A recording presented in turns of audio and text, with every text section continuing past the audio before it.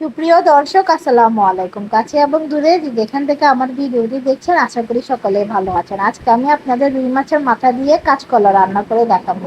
এই জন্য চুলায় প্রথমে একটি পাতিল বসিয়ে নিলাম। এতে পর্যাপ্ত পরিমাণ তেল দিয়ে ভালোভাবে গরম করে নিলাম। হাফ কাপ পরিমাণ পেঁয়াজ কুচি, 4-5টা কাঁচামরিচ দিয়ে কিছুক্ষণ ভালোভাবে ভেজে নিলাম। লবণ, হলুদের গুঁড়ো, লাল মরিচের গুঁড়ো, রাঁধুনি মশলা, সব মশলা এখানে হাফ চা চামচ করে দিয়ে 1 কাপ পানি দিয়ে কিছুক্ষণ ভালোভাবে মশলাগুলো কষিয়ে নিলাম, যতক্ষণ পর্যন্ত না মশলা থেকে তেল আলাদা হয়ে আসছে।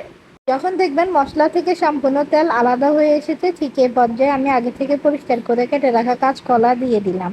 কিছুক্ষণ ভালোভাবে মশলার সাথে কাঁচকলা মিশিয়ে নিলাম। এরপর একটি ঢাকনার সাহায্যে কাঁচকলাগুলো ঢেকে দিলাম 10 মিনিটের জন্য। ঠিক 10 মিনিট পরে ঢাকনা উঠিয়ে দেখবেন কাঁচকলা থেকে বেশ খানিকটা পানি বেরিয়ে এসেছে। আমি আরো কিছুক্ষণ কাঁচকলাগুলো কষিয়ে নিলাম, যতক্ষণ পর্যন্ত না পানি সম্পূর্ণভাবে শুকিয়ে আসছে। এখন আমি পাশের চুলায় একটি প্যান বসিয়ে নিলাম। এতে পর্যাপ্ত পরিমাণ তেল দিয়ে নিলাম। মাছের মাথাগুলো দিয়ে ভালোভাবে দোনো পাশ 5 মিনিটের মতো ভেজে নিলাম। যখন দেখবেন মাছের মাথা দোনো পাশেই লাল করে ভাজা হয়ে গিয়েছে, ঠিক এই পর্যায়ে মাছের মাথাগুলো আমি একটু প্লেটে তুলে নিলাম। এই পর্যায়ে আমি তরকারিতে 1 কাপ পরিমাণ পানি দিয়ে দিলাম। কিছুক্ষণ ভালোভাবে কষিয়ে একটি ঢাকনার সাহায্যে তরকারিগুলো ঢেকে দিলাম 15 মিনিটের জন্য। এই পানিতে তরকারিগুলো ভালোভাবে সিদ্ধ হয়ে আসবে দেখবেন। এখন পর্যন্ত ভিডিওর কোনো অংশ যদি আপনাদের কাছে খুব বেশি ভালো লেগে থাকে, তাহলে প্লিজ আমার ভিডিওটিতে লাইক, কমেন্ট, শেয়ার করে দিবেন। আমার চ্যানেলটি সাবস্ক্রাইব করে রাখবেন। পাশে রাখা বেল বাটনটি অন করে দিবেন, যাতে আমি কোনো ভিডিও ছাড়ার সাথে সাথে আপনি তার নোটিফিকেশান পেয়ে যান। তরকারির স্বাদ আরও বৃদ্ধি করার জন্য আমি এতে 2 টেবিল চামচ টমেটো বাটা অ্যাড করে দিলাম।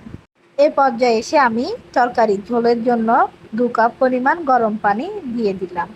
যখন ঝোলে বলক চলে আসবে, ঠিক এ পর্যায়ে আমি আগে থেকে ভালোভাবে ভেজে রাখা মাছের মাথাগুলো দিয়ে দিলাম। 5 মিনিটের মতো নেড়ে চেড়ে ভালোভাবে মিশিয়ে একটি ঢাকনার সাহায্যে তরকারিটি ঢেকে দিলাম 10 মিনিটের জন্য। 10 মিনিট পরে দেখবেন আপনাদের তরকারিটি ভালোভাবে রান্না করা হয়ে গিয়েছে। এ পর্যায়ে আমি স্বাদ বৃদ্ধির জন্য কিছুটা ধনেপাতা কুচি দিয়ে দিলাম। আশা করছি রান্নাটি আপনাদের সকলের কাছে ভালো লেগেছে। যদি ভালো লেগে থাকে আমার চ্যানেলটিতে সাবস্ক্রাইব করে যাবেন, আমার পাশে থাকবেন। আল্লাহ হাফেজ।